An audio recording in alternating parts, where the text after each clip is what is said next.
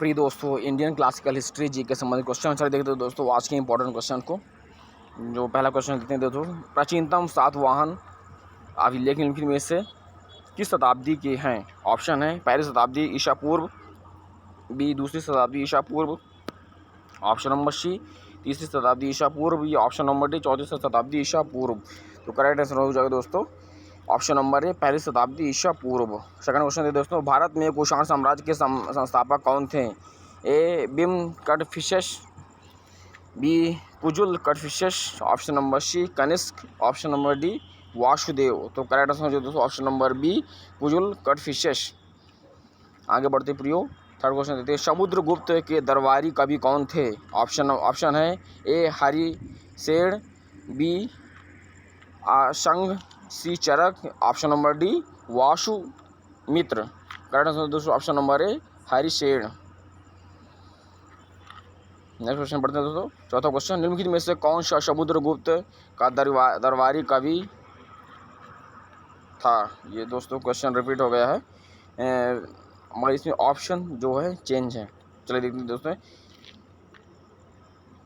ए Banabhatta, B Harisena, option number C Kalidasa, option number D Bhavabhuti. तो correct option number B Harisena.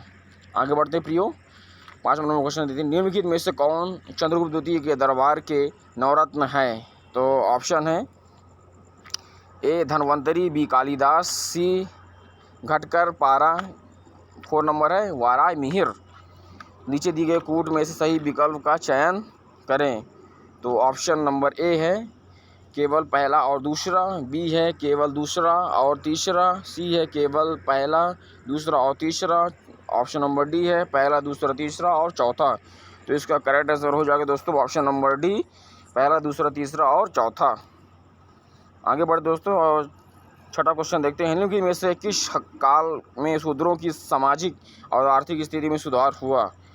Option है ए मौर्य साम्राज्य, B गुप्त साम्राज्य, ऑप्शन नंबर सी मगध साम्राज्य, या ऑप्शन नंबर डी कुषाण साम्राज्य।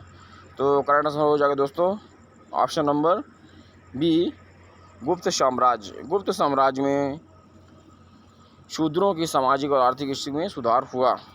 आगे बढ़ने से पहले दोस्तों मेरे YouTube चैनल को सब्सक्राइब कीजिए, लाइक्स कीजिए, शेयर कीजिए और बेल आइकन दबाना मत भूलिए दोस्तों, ताकि आपको क्वेश्चनों की नोटिफिकेशन यूँ ही मिलती रहे।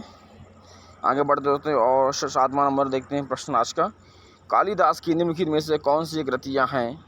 तो ऑप्शन है ए मेघदूत, बी अभिज्ञान शकुंतलम, सी मृच्छकटिकम। नीचे दिए गए कूट से सही विकल्प का चयन करें। तो ऑप्शन है ए केवल पहला, बी केवल पहला और दूसरा, सी केवल दूसरा और तीसरा, ऑप्शन नंबर डी है पहला, दूसरा और तीसरा। तो दोस्तों करेक्ट आंसर हो जाएगा ऑप्शन नंबर बी केवल पहला और दूसरा।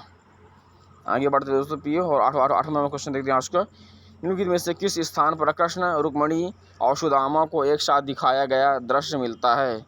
ऑप्शन है A Deogarh, B Bhitargaon, option number C Nachna Kuthara, option number D Mathura. तो करेक्ट आंसर हो दोस्तों ऑप्शन नंबर ए देवगढ़। आगे बढ़ते दोस्तों प्रियो, और 9वां क्वेश्चन देखते हैं, निम्नलिखित में से किस राजा ने राम की महिमा के लिए प्राकृत काव्य की रचना की? तो ऑप्शन है ए पृथ्वी सेन प्रथम, बी नरेंद्र सेन, सी रुद्र सेन प्रथम, या ऑप्शन नंबर डी प्रवर सेन सेकंड।